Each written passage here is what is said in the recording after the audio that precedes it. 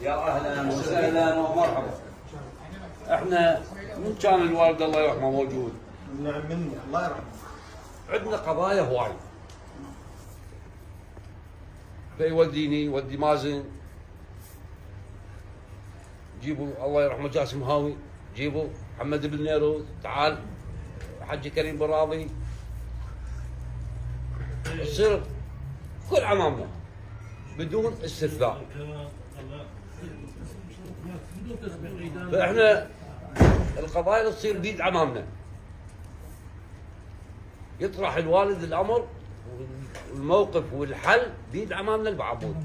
واليوم قانون العراق موجود، شيخ ولي احنا بعد يحكي هو الحكي للبعبود المملوك خاصة البوع الموجودين.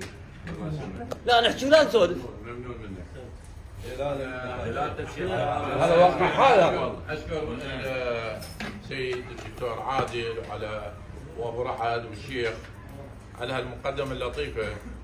احنا بكل الحالات اعمام وخوان، لكنه احنا اكو رمزيه، وهاي الرمزيه ريتها تبقى. هاي البيوت بيت فالح بن جاسم بن محمد العريبي الى رمزيه والى قدسيه عندنا. نعم.